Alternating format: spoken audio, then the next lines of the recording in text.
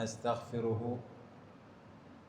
ونؤمن به ونتوكل عليه ونعوذ بالله من شرور أنفسنا ومن سيئات أعمالنا من يهده الله فلا مضل له ومن يضلل فلا هادي له وأشهد أن لا إله إلا الله وحده لا شريك له وأشهد أن محمدا عبده ورسوله أما بعد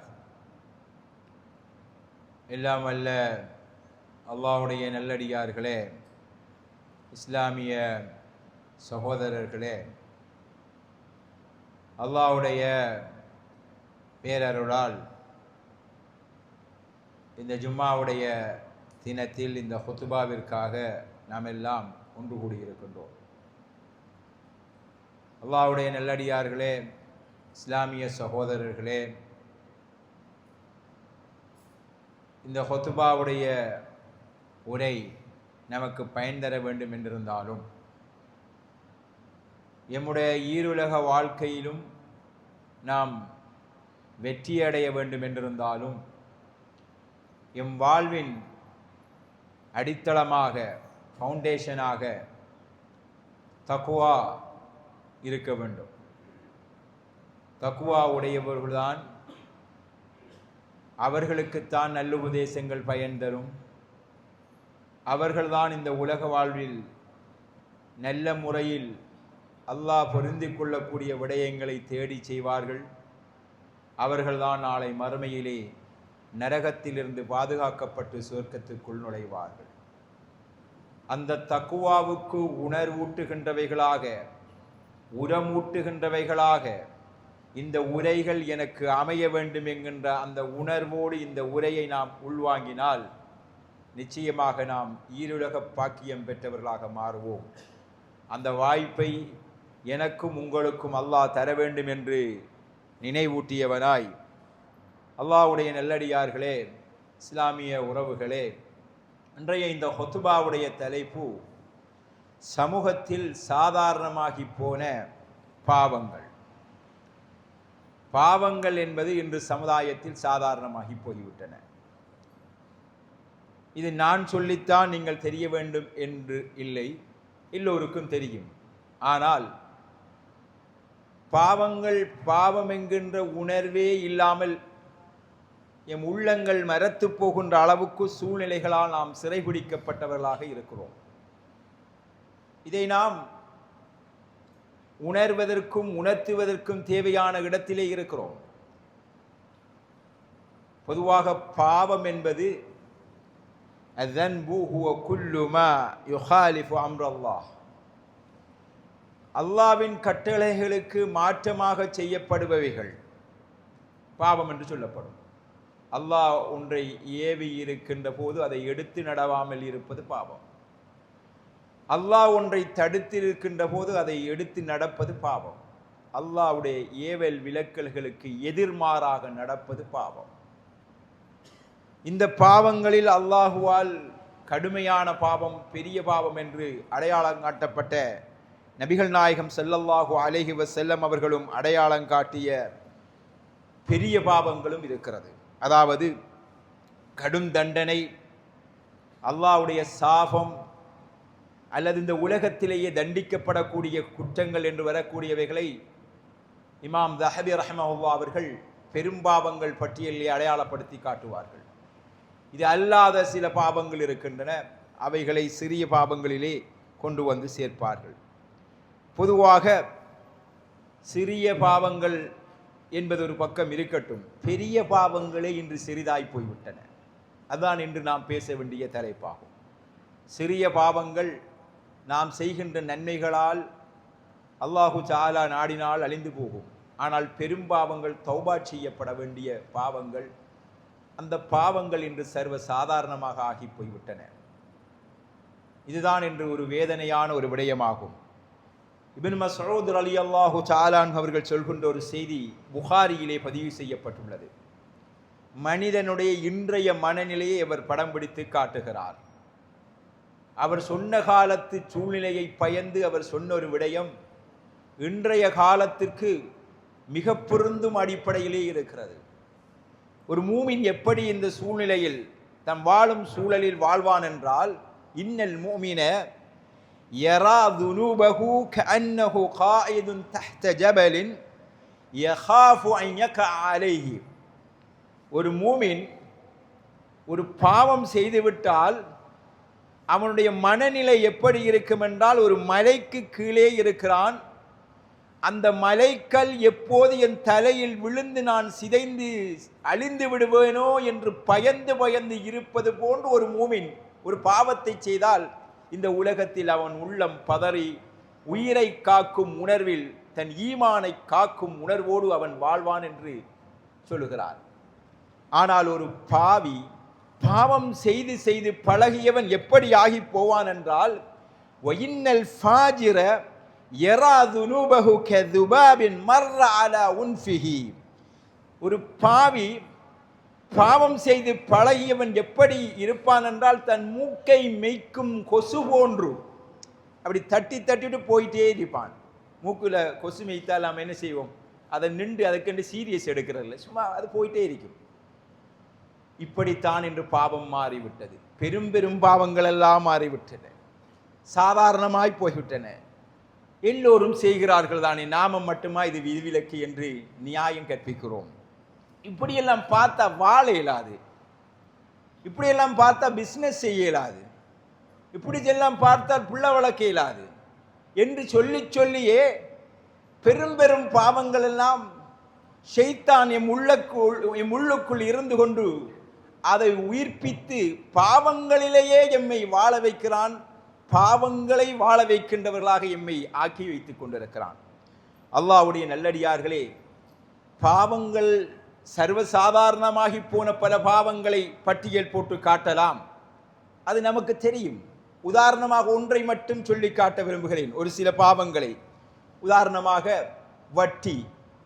நம்மிடத்தில் இப்போ ஒரு சீரியஸ் மேட்டரே கிடையாது, அது சர்வ சாதாரணமான ஒரு குற்றம் அல்லது குற்ற உணர்வை அற்றுப்போன ஒன்றாக ஆகிவிட்டது.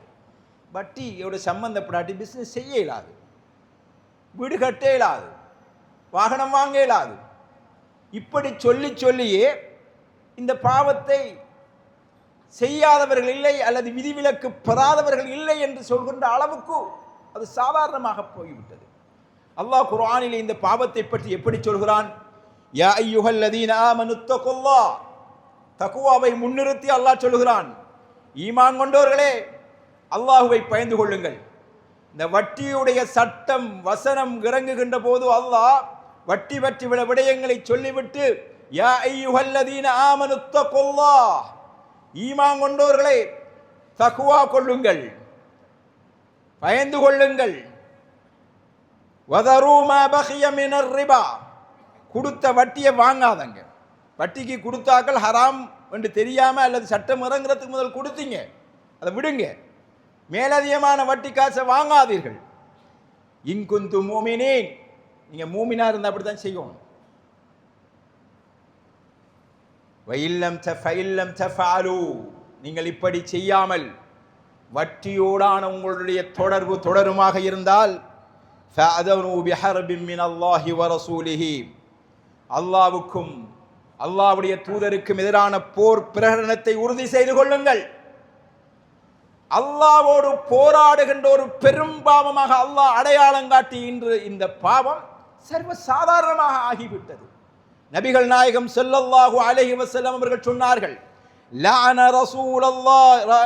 ரசூலுல்லாஹி ஸல்லல்லாஹு அலைஹி வஸல்லம் ஆகிலர் ரிபா வமூகிலஹு வகாதிபஹு வஷாஹிதைஹி. நபிகள் நாயகம் ஸல்லல்லாஹு அலைஹி வஸல்லம் கூறினார்கள், அல்லாஹ்வுடைய சாபம் உண்டாகட்டும். சபித்தார்கள். யார் மீது?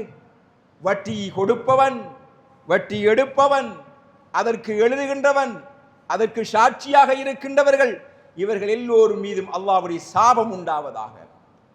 கொடுக்கிறவனும் எடுக்கிறவனும் சாட்சி சொல்கின்றவனும் எழுதுகின்றவர்களும் எல்லோருமே இதிலே சமன். வட்டி எடுக்கின்றவன் தான் பாவி, கொடுக்கின்றவன் பாவி அல்லது எடுக்கிறவன் பாவம், அவன் அநியாயத்துக்கு போய் எடுக்கான் என்கின்ற நிலை கிடையாது. எல்லோரும் சமமாக பார்க்கப்பட்ட மாபெரும் குற்றமாக ஆகிவிட்டது இந்த வட்டி என்று. சர்வசாதாரணமாக பிசினஸிற்காக, ஆடம்பர வாழ்வுக்காக, ஆடம்பர வாகனங்களுக்காக, வியாபாரத்தை அடுத்த லெவலுக்கு கொண்டு போக வேண்டும் என்பதற்காக செய்யப்படுகின்ற ஒன்றாக மாறிவிட்டது.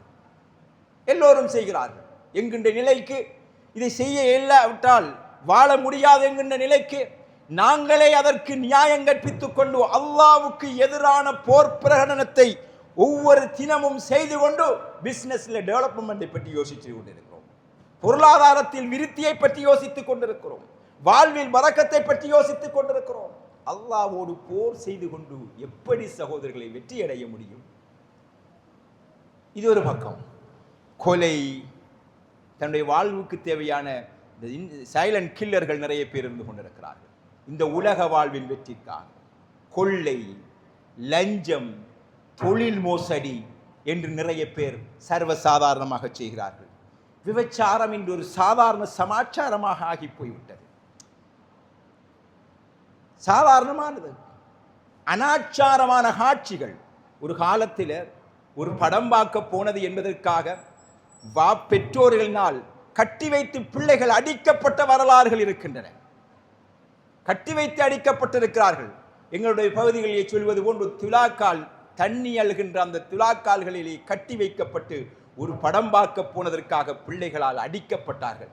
இந்த பாப்பா உம்மா எல்லோரும் சேர்ந்து ஒன்றாக உள்ளூட்டு காரியங்களையும் கூடியிருந்து பார்க்கின்ற பெட்ரூம் காட்சி எல்லாரும் சேர்ந்து பார்க்கிறாங்க. பப்ளிக் என்டர்டைன்மெண்டாக விபச்சாரம் சாதாரணமாக மாறிவிட்டது. தியேட்டர்களுக்கு முஸ்லிம்கள் முண்டியடித்துக் கொண்டு போய் பார்க்கின்ற அளவுக்கு அது குற்றமே இல்லை என்கின்ற ஒரு மனநிலைக்கு வந்துவிட்டது. இப்படி வீண் விரயம், ஆடம்பரம், பொறுப்புகளை சரியாக கையாளாத அமானித மோசடி, கொள்ளை, கொலை என்று எல்லாமே மலிந்த ஒரு சூழ்நிலையில் இருக்கிறோம். எல்லாமே மலிந்து போன ஒரு சூழ்நிலையில் இருக்கிறோம். அல்லாஹ்வுடைய நல்லடியார்களே, இந்த பாவம் சர்வசாதாரணமாகிறது என்பது பாரிய ஆபத்தாகும். ஈமான் கொண்ட நாம், மறுமையை இலக்காக கொண்டு வாழ்கின்ற நாம் மிகவும் எச்சரிக்கையாக நம்முடைய வாழ்க்கையை கடத்த வேண்டும். ஏன் இந்த பாவங்கள் சாதாரணமாகி போனன என்கின்றதை பற்றி யோசிக்க வேண்டும். நாம் இந்த உலகத்தில் நிரந்தரமாக வாழ வந்தவர்களா, இந்த உலகத்தை ஆள வந்தவர்களா, அல்லது தற்காலமாக மறுமை உலகத்திற்காக இந்த உலகத்தில் தேட வந்தவர்களா என்பதை பற்றி சிந்திக்க வேண்டும். நாம் ஏன் இந்த பாவங்களை சர்வ சாதாரணமாக கொண்டு செய்கிறோம் என்பதை பற்றி சிந்திக்க வேண்டும். மூமின் என்றால் சிந்திக்க வேண்டும். ஏன் இந்த பாவங்கள் இன்று நமக்கு சாதாரணமாகிவிட்டன? முதலாவது ஷைத்தானின் சதி. ஷைத்தானின் சதி. அல்லாஹு தஆலா குர்ஆனிலே சொல்கிறான், யா பனி ஆதம லா யஃப்தினன்னகும் அஷ்-ஷைத்தானு கமா அஹ்ரஜ அபவைக்கும் மினல் ஜன்னah. ஆதத்துடைய சந்ததியினரே, ஷைத்தான் உங்கள் பெற்றோர்களை அவருடைய மானத்தை பார்க்குமாறு செய்து, அவருடைய ஆடைகளை களையச் செய்து, அவர்களை சொர்க்கத்தை விட்டு வெளியேற்றியது போன்று உங்களை அந்த ஷைத்தான் சதி செய்து கெடுக்காமல் இருக்கட்டும் என்று அல்லாஹ் அல் குர்ஆனிலே சொல்லி எச்சரிக்கை செய்கிறான். ஷைத்தானுடைய நோக்கம் இந்த உலகத்தின் பாவங்களை நாம் நியாயம் காண்கின்ற அளவுக்கு எங்களுக்குள் அவன் சரி செய்து அதனை நியாயம் கற்பித்து பாவத்திலே சர்வசாதாரணமாக மூழச் செய்வதுதான். ஆதம் அலைஹிஸ்ஸலாம், ஹவ்வா அலைஹிஸ்ஸலாம் அவர்களையும் அப்படித்தான் செய்தான். நீங்கள் நிரந்தரமாக இந்த சொர்க்கத்தில் வாழ வேண்டும் என்றிருந்தால் இந்த மரத்தை நீங்கள் புசியுங்கள் என்று சொன்னான்.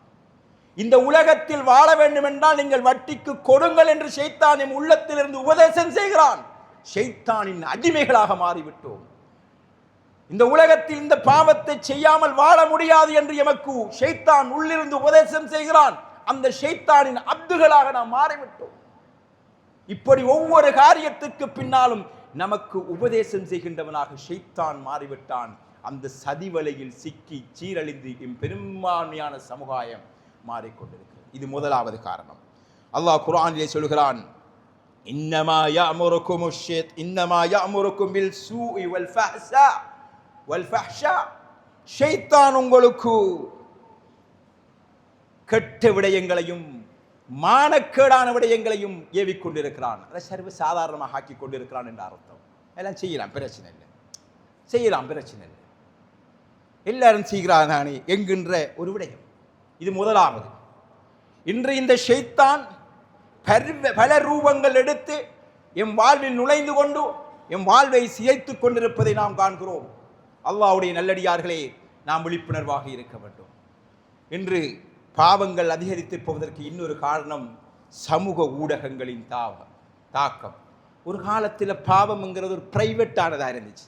ஒருவன் பாவம் செய்யல பயப்படுவான். இன்றைய பாவம் என்பது ஒரு பப்ளிக் என்டர்டைன்மெண்டாக மாறிவிட்டது. பொதுமக்களுக்கான பொழுதுபோக்கு. பாவம் செய்தவன் அன்று படம் பார்க்க பயந்து போனா, இன்று பப்ளிக்காக எல்லாவரையும் கூட்டிக் கொண்டு தியேட்டருக்கு போகிறார் ஹாஜியார். அனாச்சாரங்கள் நிறைந்த இடங்களுக்கு சாதாரணமான ஒரு கலாச்சாரமாக மியூசிக்குக்கும் அதற்கும் இதற்கும் சாதாரணமாக போகிறார்கள். அன்று அப்படி போறதை ஒரு குற்றமாக உணர்ந்தார்கள். அப்படி போவதை ஒழித்து மறைத்து செய்கின்ற ஒரு பிரைவேட் ஒரு பிழைவாக செய்கிறோம் என்கின்ற அந்த உணர்வில் செய்தார்கள். இன்று அது ஒரு உணர்வுங்கின்ற அந்த உணர்வில் வரவில்லை. அது ஒரு பப்ளிக் என்டர்டைன்மெண்டாக மாறிவிட்டது. ஒரு வீட்டுக்குள் எல்லோரும் இருந்து ஒரு ஆபாசமான ஒரு திரிமாண்டால் எண்ணத்தை காட்டுறது, எப்படி லவ் பண்றது, எப்படி ஓடுறது, எப்படி ஒரு பெட்ரூம் காட்சி ஒரு உச்சகட்ட எல்லைக்கு கொண்டு வந்து நிறுத்தி விடுவார்கள். அதை எல்லாரும் வந்து பார்க்கிறார்கள். பார்க்கறது பிரச்சனையில் என்று மனநிலை வந்து விட்டது. பப்ளிக் என்டர்டைன்மெண்ட், இதில் ஒன்றுமில்லை என்கின்ற மனநிலையை ஷைத்தான் உள்ளங்களில் ஆழ பதித்து விட்டான். நாங்களும் அதில் இறங்கி விட்டோம். கண்கள் கெட்டிவிட்டன, காதுகள் கூடாகிவிட்டன, உள்ளம் இறுகிவிட்டன, பாவங்கள் பெருகிவிட்டன. நஊது பில்லாஹி மின்ஹா.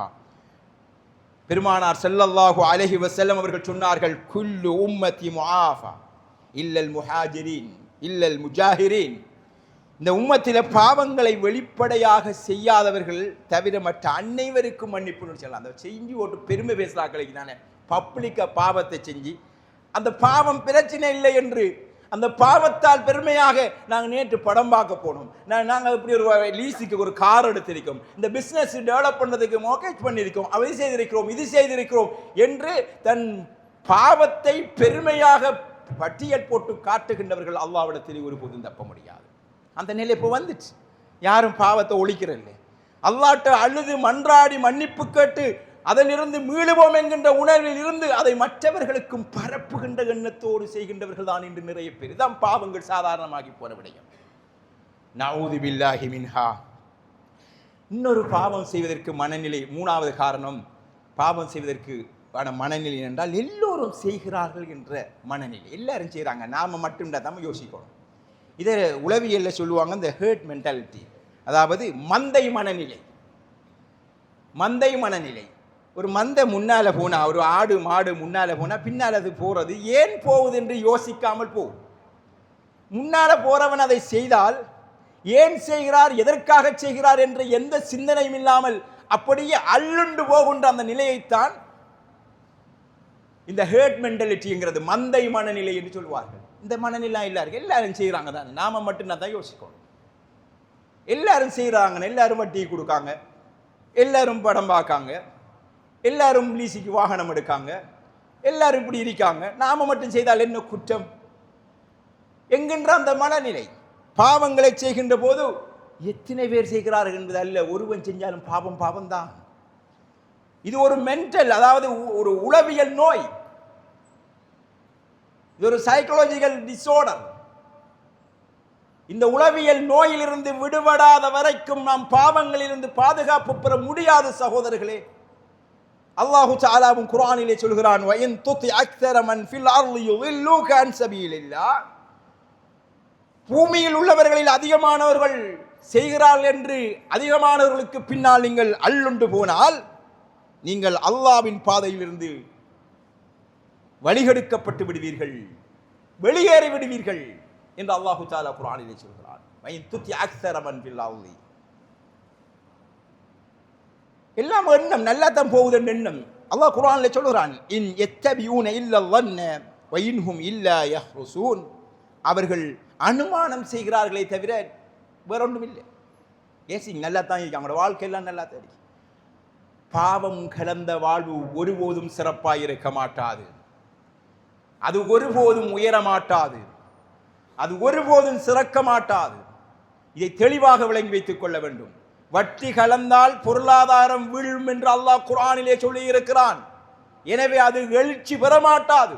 யம்ஹகுல்லாஹு ரிபா, அல்லாஹ் வட்டியை அழித்து விடுவான், வட்டியோடு சம்பந்தப்பட்டவர்களை கெளித்து விடுவான்.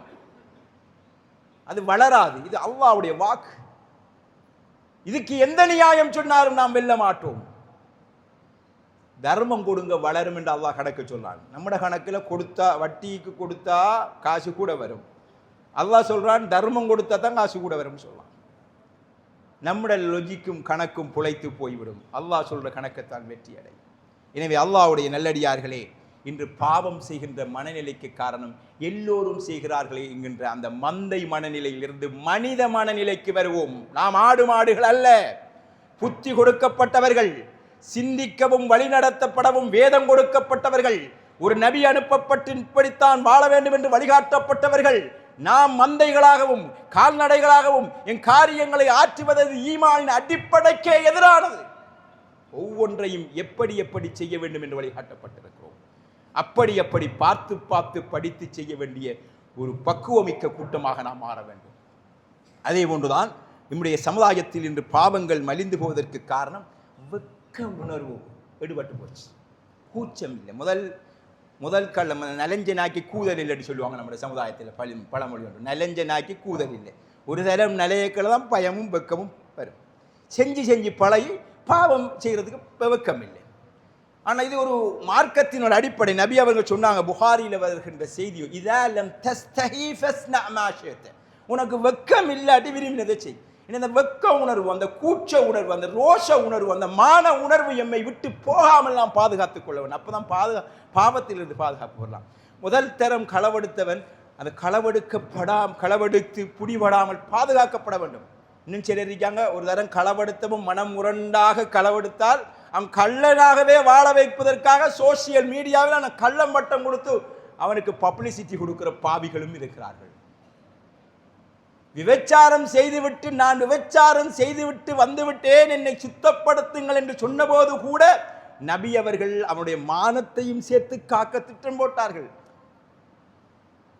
பாஞ்சு உளுந்து சென்று அவனுடைய குற்றத்தை ஏற்று மக்கள் மத்தியிலே அரங்கேற்ற துடிக்கவில்லை. ஆனால் ஒருவன் ரகசியமாக செய்ததை விட பரகசியப்படுத்துகின்ற இந்த மீடியா நோய் பிடித்தவர்கள் அலைந்து திரிகின்றதை காண்கிறோம். அது நல்ல உள்ளம் படைத்தவர்களும் நல்ல முறையில் அதை கையாளுகின்றவர்களும் இருக்கிறார்கள்.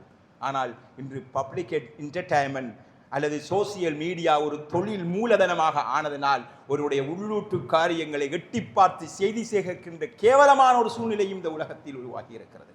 அதனால் ஒருவன் பாவம் செய்தவன் அவன் அறியாமல் தனியாக செய்த பாவத்தை கூட நிரந்தரமாக அவனை கூச்ச சுவாபம் அற்று போனவனாக மாற்றுகின்ற காரியங்களை இந்த சமுதாயம் சேர்ந்து செய்து கொண்டிருக்கிறது. எனவே வெக்க உணர்வு விடுபட்டு போனால் பாவம் செய்கின்ற தன்மை சாதாரணமாக போய்விடும். செய்ய துணியக்கூடாது. துணிஞ்சால் கூட தவறு வந்து விட்டால் கூட பக்குவமாய் அழுது தொழுது அல்லாஹ்விடத்திலே மன்றாட வேண்டிய சூழ்நிலை நமக்கு இருக்கிறது. இது பாவம் அதிகரித்து வருகின்ற காரணங்களில் இன்னொன்று இருக்கிறது. பாவம் அதிகரிப்பதற்கு காரணம், சர்வ சாதாரணமாக போவதற்கு காரணம் என்னவென்றால், நல்லவன் யார் என்கின்ற அளவுகோலில் இன்று சமுதாயத்தில் மாற்றம் வந்திருக்கிறது. உதாரணமாக, பாவம் செய்யாதவன் குர்ஆன் சுன்னா சொல்கின்ற அடிப்படையில் தாடி வைத்து ஆடை அணிகலன்களை அணிந்து வக்துக்கு வந்து பள்ளிக்கு போய் வியாபாரத்திலே பேணுதல் உள்ளவனாக, ஹலால் ஹராம் பேணி வாழ்கின்றவனாக, திருமண நடைமுறைகளிலே சுன்னாவை பேணுகின்றவனாக, இஸ்லாமிய வாழ்வியலை தன் வாழ்க்கையாக கொள்கின்றவனாக ஒருவன் வாழ்ந்தால் இந்த சமுதாயம் அவனை பார்த்து கடுமையானவன், எக்ஸ்ட்ரீமிஸ்ட், டெரரிஸ்ட், ஃபண்டமெண்டலிஸ்ட் என்கின்ற பெயர் சொல்லுவது. எனவே நல்லவன் பயங்கரவாதியாக ஆக்கப்படுகிறான்.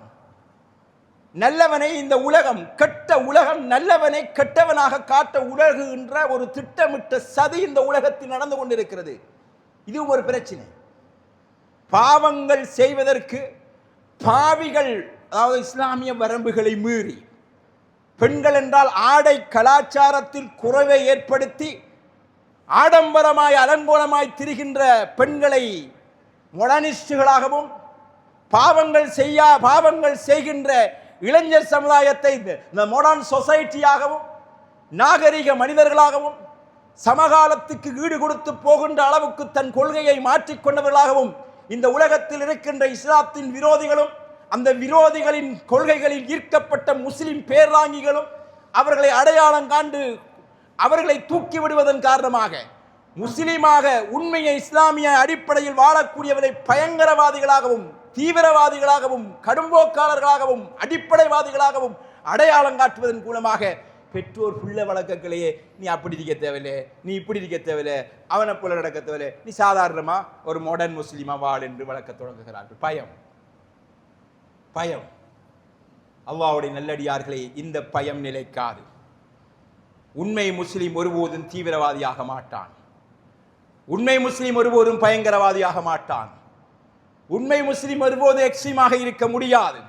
ஏனென்றால் இஸ்லாம் பயங்கரவாதத்துக்கும் தீவிரவாதத்துக்கும் பேசப்படுகின்ற மனித விரோத செயற்பாடுகள் அத்தனைக்கும் எதிரானது இஸ்லாம். திட்டமிட்ட சதிகளும் சூழ்ச்சிகளும் இன்று பட்ட பகலிலே திட்ட தெளிவாக வெளிவாங்கி வந்து கொண்டிருக்கின்றன. எனவே அநியாயம் ஒரு நாள் வெளியே வரும், நியாயம் நிரூபிக்கப்படும். அப்போது அநியாயமாக தண்டிக்கப்பட்டவர்கள் அல்லாஹ்வின் சன்னிதானத்தில் மௌத்தாய் போனால் நியாயவான்களாக இருப்பார்கள். உயர்ந்த உயிரோடு வாழ்ந்தாலும் கூட அவருக்கான நீதி கிடைக்கும். மார்க்கத்தை உலகத்தின் விமர்சனங்களுக்காக மாற்றுவதும் இன்று பாவங்கள் மலிந்து போனதற்கான ஒரு காரணமாகும். மார்க்கத்திற்காக வாழ வேண்டும். ஒரு அடிமையாக இருந்த பிலால் முஸ்லிமாக இருக்க விரும்பினார். எவ்வளவுதான் சித்திரைவதை வந்தாலும் சரி. இப்படி இஸ்லாமிய வரலாற்றில் இஸ்லாமியனாக வாழ்வதற்கு வந்த வசைகள், வம்புகள், தும்புகள், துன்பங்கள் எல்லாவற்றையும் தாங்கினார்கள். ஆனால் நாம உண்டன் தாக்கரடியில் இஸ்லாத்தை மாற்றிக்கிட்டு சிம்பிளா நாம வாழ்ந்தால் சரி என்கின்ற ஒரு மனநிலைக்கு போனதும் இன்று பாவங்கள் சர்வ சாதாரணமான ஆகிறதுக்கு காரணமாகும். அல்லாஹு தஆலா இந்த பாவங்களிலிருந்து எங்களை பாதுகாப்பானாக. நன்மைகள் செய்வதிலும் அதில் நிலைத்து நிற்பதிலும் எங்கள் எல்லோரையும் ஆக்குவானாக. ஆமீன். வ ஆகிரு தஅவானா அனில் ஹம்துலில்லாஹி ரப்பில் ஆலமீன்.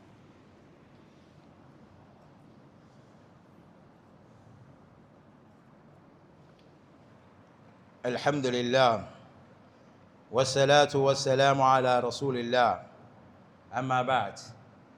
அல்லாஹ்வுடைய நல்லடியார்களே, இஸ்லாமிய சகோதரர்களே, பாவங்கள் எங்களிடத்தில் சர்வ சாதாரணமாக ஆகாமல் இருப்பதற்கும் பாவங்களிலிருந்து நாம் வெளியேறி நல்ல முஸ்லிமாக வாழ்வதற்கும் நம்மிடத்தில் எப்போதும் இருக்க வேண்டிய ஒரு கேடயம் தக்வா.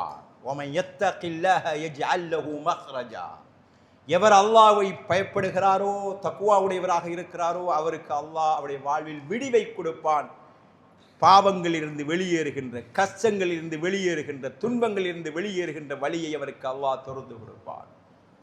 எனவே தக்வா என்னும் கேடயத்தை கையிலே எம் இதயத்திலே சுமந்து அல்லாஹ்வை பயந்து மறுகணமும் மரணம் வரலாம் என்கின்ற அந்த உணர்வில் எம் வாழ்வை செதுக்க வேண்டும். நாம் சேர்க்கின்ற சொத்துக்களோ, நாம் பார்த்து பார்த்து வளர்க்கின்ற பிள்ளைகளோ, நாம் சேர்த்து வைக்கின்ற பதவிகளோ, பட்டங்களோ, இந்த ஆடம்பர வாழ்வு உலகமோ என்றும் எப்போதும் எம்மோடு எம் கபருக்குள் வருவது கிடையாது. எம்மிடத்தில் இருக்கின்ற அத்தனை துணிகளையும் உரிந்தறிந்து விட்டு விலை குறைந்த வெள்ளை துணிகளால் போத்தப்பட்டு மண்தரையிலே தனிமையில் விடப்பட்டு வரப்பட இருக்கிறோம்.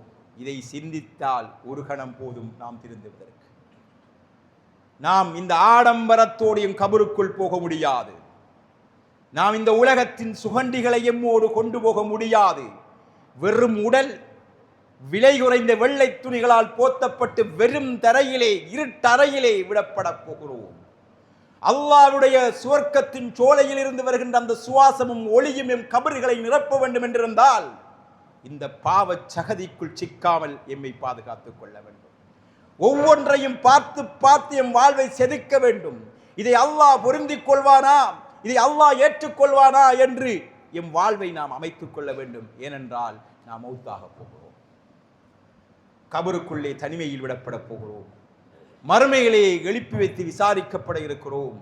இரண்டில் ஒன்றுதான் சுவர்க்கம், நரகம். இதில் ஏதாவது ஒரு இடத்தில் நாம் தள்ளப்பட இருக்கிறோம். நாம் போகும் இடம் என்றும் நிம்மதியாய் வாழக்கூடிய ஒரு நிரந்தர இடம், அது சுவர்க்கம். அது எனக்கு கிடைக்க வேண்டும் என்கின்ற உணர்வில் இந்த உலகத்தில் வாழ வேண்டும். அந்த உணர்வை தக்வா என்கின்ற அந்த கேடயம் தர வேண்டும். இந்த ஃபித்னாக்கள் நிறைந்த இந்த உலகத்தில் எம்முடைய ஒவ்வொரு எட்டுக்களையும் நாம் பார்த்து பார்த்து பக்குவமாய் செதுக்கி ஒவ்வொரு எட்டாக நாம் எடுத்து வைக்க வேண்டும். அல்லாஹ்வுடைய அருளிலிருந்து நாம் ஒருபோதும் தூரமாக தேவையில்லை. லா தக்னது மின் ரஹ்மத்தில்லாஹ், அல்லாஹ்வுடைய அருளில் இருந்து நீங்கள் ஒருபோதும் தூரமாக தேவையில்லை. நம்பிக்கை இழந்து போகவில்லை. எவ்வளவுதான் பாவம் செய்தாலும் குந்தி அழுதால், தொழுதால், மன்னிப்பு கேட்டால் அல்லாஹ் மன்னிக்கக்கூடியவனாக இருக்கிறான். எனவே தௌபாவை விரைவுபடுத்துவோம், செய்த பாவங்களிலிருந்து வெளியேறுவோம், நன்மைகள் செய்வதற்கு திட சங்கல்பம் கொடுப்போம். அதே போன்றுதான் ஹஸனுல் பஸ்ரி ரஹ்மஹுல்லாஹ் அவர்கள் சொன்னார்கள், இன்னல் அப்த லா யஸாலு பிகைரின் மா கான லஹு வாஇதும் மின் நஃப்ஸிஹி. அழகான ஒரு உபதேசம். ஒருவனுடைய மனச்சாட்சி அவனுக்கு அறிவுரை கூறிக்கொண்டிருக்கும் வரை அவன் நன்மையிலே இருப்பான். என் மனச்சாட்சியை பேச வைப்போம். நான் பேச தேவையில்லை, யாருமே உபதேசம் தேவையில்லை. ஒரு தரம் 5 நிமிடம் குந்தி இருந்து நாம் யோசிப்போம். நான் யார்? நான் எங்கிருந்து வந்தேன்? எங்க போகிறேன்? இன்னா லில்லாஹி வ இன்னா இலைஹி ராஜிஊன். நாம் அல்லாஹ்வுக்கே உரியவர்கள், அல்லாஹ்வின் புறத்தை போக இருக்கிறவர்கள். இன்றோ நாளையோ என்றோ ஒரு நாள் எம் பயணம் நிச்சயிக்கப்பட்டிருக்கிறது. எம் பிள்ளை குட்டிகள், எம் சாதி சனங்கள், எம் ஊடவர்கள் எல்லோரும் சேர்ந்து எம் பதவி பட்டங்கள், எம் சொத்து சுகங்கள், எம் ஆடைகள் அனைத்தையும் களைந்து விட்டு வெள்ளை துணியிலே போத்தி எம்மை கொண்டு தனிமையிலே கொண்டு விட்டு வருவார்கள். இதை யோசித்தால், இந்த உபதேசத்தையும் உள்மனதிலிருந்து நாம் எடுத்தால் வேற எந்த உபதேசமும் தேவையில்லை. அல்லாஹு தஆலா அவன் விரும்புகின்ற நல்லடியார்களாக இந்த உலகத்தில் வாழ்ந்து பாவங்களிலிருந்து தவிர்ந்து உண்மையான முத்தக்கிங்களாக மரணிப்பதற்குரிய பாக்கியத்தை எனக்கும் உங்களுக்கும் அருள்வானாக. ஆமீன். வ ஆகிர் தஅவானா அல்ஹம்துலில்லாஹி ரப்பில் ஆலமீன். அக்மிஸ் ஸலாத்.